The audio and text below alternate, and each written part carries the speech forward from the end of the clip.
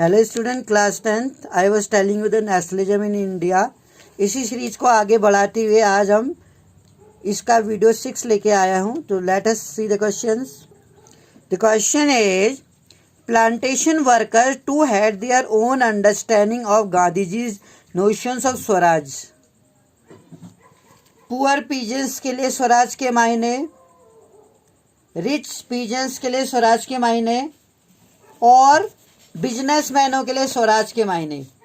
सबके लिए स्वराज के मायने शायद अलग अलग थे। वहीं जो टी प्लांटेशंस में काम करते थे श्रमिक, उनके लिए स्वराज के क्या मायने थे। ये क्वेश्चंस मुझे लगता है काफ़ी इम्पोर्टेंट है। You will write the important question for plantations. तो आंसर आप लिखेंगे प्लांटेशंस के लिए workers in Assam freedom means right to move freely in. आज़ादी का अर्थ क्या था? प्लांटेशंस वर्कर्स जो थे आसाम में जो काम करने वाले, freedom mean right to move freely, कि वो आसानी से इधर उधर जा सकें आज़ादी के साथ। And out and confined space in which they were enclose, उस जगह से जहाँ पर वो इनक्लोज थे। And it mean retaining a link with the village from which they had come, जिन गाँव से वो आए थे इन बागानों में काम करने के लिए, शायद वहाँ आने के बाद इन लोगों के गांव से संपर्क कट गए थे। यानी कि इन्हें अपने परिवार वालों से मिलने नहीं दिया जाता था। रेयरली ही इन्हें छुट्टी लीव मिलती थी। और ये प्लांटेशन से जो टी गार्डन्स होते थे वहाँ से फ्रीली मूव करने की इन्हें परमिशन नहीं थी। यानी कि ये इंगेज थे इसी जगह पर जब तक कि इनका कॉन्ट्रैक्ट पूरा नहीं हो जाता था। बॉन्डेड लेबर थे ये, एक कॉन्ट्रैक्ट के बेस पर इन्हें वहाँ ले जाया जाता था। और स्वराज का अर्थ तो शायद इनके लिए फ्रीली मूव करना और अपने गांव से कांटेक्ट में रहना, यही इनके लिए स्वराज के मायने थे। तो कितना अजीब लगता होगा जब ये अपने फैमिली मेम्बर्स से नहीं मिल पा रहे हैं, मूवमेंट्स नहीं कर पा रहे हैं फ्रीली। बाउंडेशंस थी इनके लिए, लॉट ऑफ बाउंडेशंस थे इनके साथ।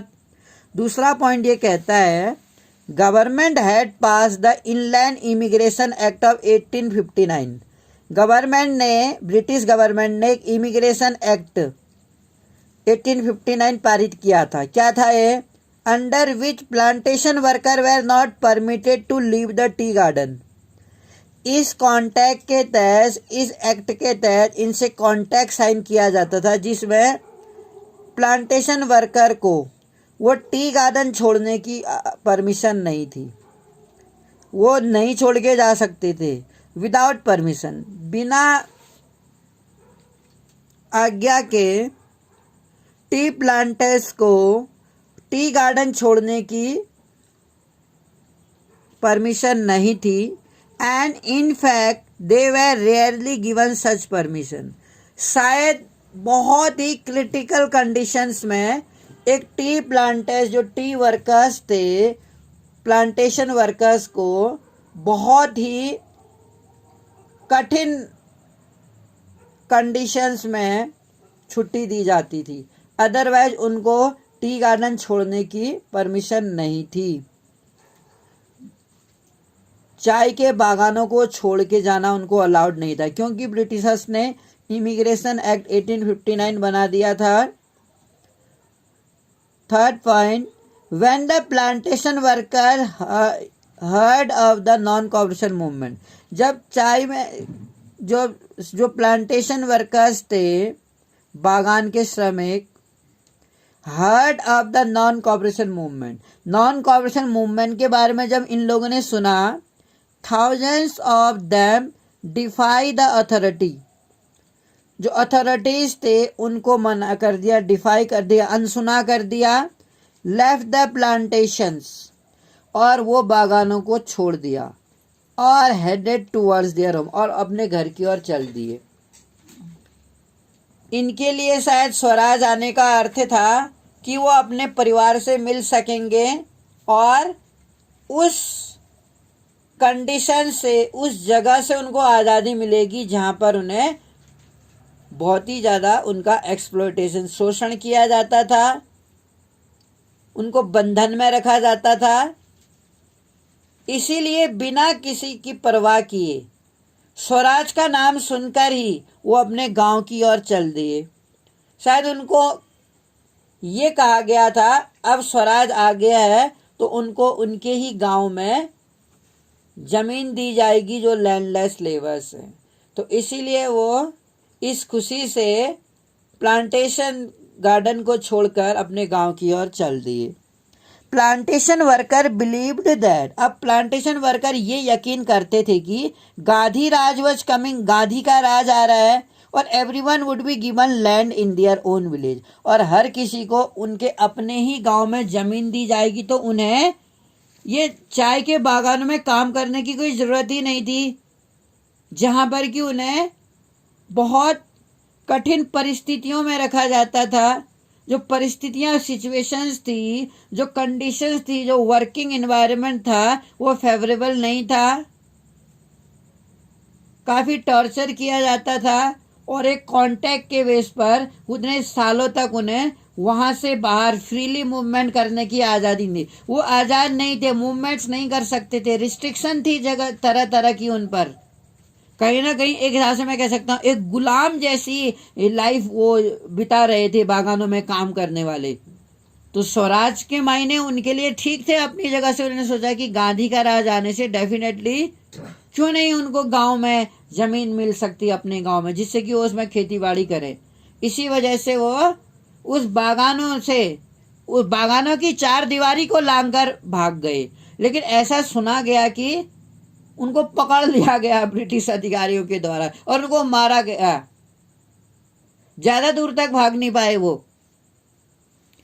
इस तरीके से आपका ये क्वेश्चंस कंप्लीट होता है कि चाय बागानों में काम करने वाले श्रमिकों के लिए स्वराज के क्या मायने थे। जैसा कि आपको इसमें लिखना है कि जो उनके लिए जो कंडीशंस थी, काफ़ी हार्श कंडीशंस थी, very harsh condition for the plantation worker. Even they could not meet their families, अपनी फैमिली से वो मिल नहीं सकते थे। जहाँ से वो आए थे उन गांव में वो जाना उनको अलाउड नहीं था। रेयरली उनको ऐसी आज्ञा मिलती थी उस गार्डन को छोड़ने की, क्योंकि इमिग्रेशन एक्ट किया था 1859 में। आइए बढ़ते हैं नेक्स्ट क्वेश्चन की ओर। What is the next question from this chapter? How was the civil disobedience movement different from the non-cooperation movement? Civil disobedience movement किस तरीके से नॉन कॉपरेशन मूवमेंट से अलग था? कैसे कह सकते हैं हम ये अलग था? तो लेट अस स्टार्ट। आंसर लिखेंगे आप इसका। सिविल डिसोबीडियंस मूवमेंट और नॉन कॉपरेशन मूवमेंट आप इसमें डिफ्रेंशिएट करेंगे। It was launched in 1930। जो सिविल डिसोबीडियंस मूवमेंट था 1930 में स्टार्ट हुआ था, हमें याद होगा। शॉर्ट मार्च के साथ ही तो गांधी जी ने, जैसे ही शॉर्ट मार्च, दांडी मार्च गांधी जी का जो था वो खत्म हुआ, उसी डेट से गांधी ने सिविल, यानी कि 12 मार्च 1930 से गांधी जी ने साबरमती से दांडी की ओर यात्रा कर दी थी। 24 दिन की यात्रा पूरी हुई, 240 मील की यात्रा थी, तो 24 डेज में कंप्लीट की। सिविल डिसोबीडियंस शॉर्ट मार्च के साथ शुरू हुआ, शॉर्ट मार्च के खत्म होने के साथ शुरू हुआ। Non cooperation movement start in 1920, हमको पता है 1921 से स्टार्ट हो गया था। दूसरा पॉइंट, सिविल डिसोबीडियंस में rejection of Gandhi ji 11 demand. Civil disobedience शुरू होने के पीछे जो मेजर कॉज थे, the major cause behind the starting of civil disobedience was that the salt tax, as Gandhiji knew that salt was a essential commodities which everyone consumed, either rich or poor, rich या poor दोनों के द्वारा consume किया जाता था नमक, और essential commodities में आता था जिस पर टैक्स लगाना एक इलीगल ही था। तो जब गांधी जी की 11 जो डिमांड्स थी वो रिजेक्ट की गई लॉर्ड इरविन के द्वारा, इरविन से उन्होंने कहा भी था, वॉज इमीडिएट कॉज, उसका एक परिणाम थी। गांधी जी की 11 डिमांड्स के रिजेक्शन का परिणाम था सिविल डिसोबीडियंस, और सॉल्ट टैक्स तो एक कारण था ही था इसमें। इन्हीं 11 डिमांडों में तो गांधी जी की एक डिमांड ये भी थी कि सॉल्ट टैक्स को एवोल्यूशन किया जाए, पॉलिटिकल प्रिजनर को रिलीज किया जाए।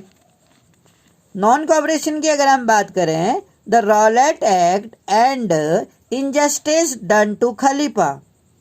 नॉन कॉपरेशन क्यों शुरू हुआ? क्योंकि रॉलेट एक्ट शुरू कर दिया गया था, जिसके तहत किसी के भी घर में छापा मारा जा सकता था और उसको उसके घर की तलाशी लेके उसको सस्पेक्ट के बेस पर गिरफ्तार किया जा सकता था। यानी कि अगर वो नेशनलिस्ट मूवमेंट्स में इन्वॉल्व पाया जाता है या उस पर शक भी होता था तो उसको बिना उस पर ट्रायल किए 2 साल तक जेल में रख सकती थी। ये काला कानून था रॉलेट एक्ट।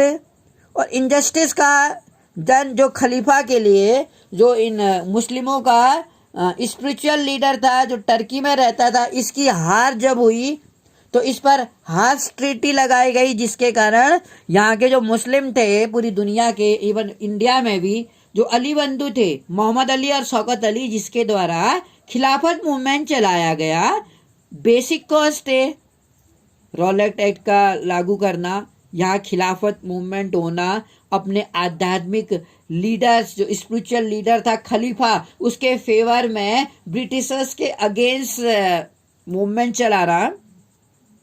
यहाँ जलियांवाला बाग ट्रेजेडी का होना, अचानक से हर जगह पर एपिडेमिक होना, इन कारणों से नॉन कॉपरेशन मूवमेंट शुरू हुआ। फिर जो फर्स्ट वर्ल्ड वॉर था आपको याद होगा, उसमें जो हार्डशिप पीपल को फेस करनी पड़ी, जो रेवेन्यू बढ़ा दिए गए, जो फोर्स रिक्रूटमेंट किया गया गांव से, और जो हर जगह जो फसल थी प्राइजेस क्रॉप्स के वो बहुत ज़्यादा बढ़ गए और फसल बर्बाद हो गई और लोगों की परेशानियां खत्म होने का नाम ही नहीं ले रही थी।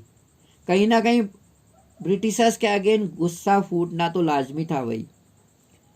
तो नॉन कॉपरेशन मूवमेंट के पीछे शुरू होने के पीछे जो रीजन्स थे, the reasons behind starting the non cooperation movement in India was the Rowlatt Act, the First World War and the Khalifa movements, Khilafat movement sorry. During this movement, अब देखें इस मूवमेंट्स में people were asked not only to refuse cooperation with the British. इस मूवमेंट में लोगों को न केवल सहयोग देने से इनकार करने को कहा गया, बल्कि Britishers but also to break colonial law, जो उपनिवेशिक कानून थे उनको तोड़ने के लिए भी कहा गया। सहयोग देने से इनकार करने के साथ साथ उपनिवेशिक कानूनों को तोड़ा गया, चाहे वो पीजेंट्स हो या बिजनेसमैन हो या वर्कर्स हो, सभी लोगों के द्वारा कॉलोनियल लॉ तोड़े गए। लेकिन नॉन कॉपरेशन की अगर हम बात करें, इसमें during this movement people were not to cooperate, लोगों को कॉपरेट ना करने के लिए कहा गया केवल विद द ब्रिटिश गवर्नमेंट, और इसी कारण से ब्रिटिश गुड्स का बॉयकॉट किया गया और फॉरेन क्लोथ की बॉनफायर होली जलाई गई और अल्कोहल की जो पिकेटिंग की गई। गवर्नमेंट कंट्रोल स्कूलों को लेफ्ट किया गया, टीचरों ने रिजाइन कर दिया, लॉयरों ने अपनी लीगल प्रैक्टिस को छोड़ दिया। तो कहीं ना कहीं हम जानते हैं कि नॉन कॉपरेशन मूवमेंट में क्या हुआ, सिविल डिसोबीडियंस मूवमेंट में क्या हुआ, हम ये भी जानते हैं कि क्यों किसानों ने बाद में सपोर्ट नहीं किया, किन कारण से हो रहा था। हमने ये भी देखा कि जो फेलियर ऑफ स्वराज सिस्टम था, जो पूर्ण स्वराज का नारा था, वो सिस्टम फेल हो गया, साइमन कमीशन सिस्टम फेल हो गया, गांधी जी की 11 डिमांडें थी वो फेल हो गई, तो और सॉल्ट टैक्स लगा दिया गया। तो कहीं ना कहीं कारण तो थे इनके मूवमेंट के शुरू होने में। सिविल नॉन कॉपरेशन मूवमेंट क्यों सफल नहीं हो पाया, सिविल डिसोबीडियंस क्यों सफल नहीं हो पाया, ये भी क्वेश्चंस पर हमने चर्चा की। तो I hope You wrote about the differentiate between these two movements which were started by the Mahatma Gandhi. One movement was started in 1930 while another one was started in 1920. 11 जो डिमांड्स थी गांधी जी की उसको तो रिजेक्शन मिल गया, क्योंकि कहीं ना कहीं इरविन को लगता था कि वो जो गांधी जी की डिमांडें हैं वो अनैतिक हैं. तो I hope you have return. Thank you for joining me.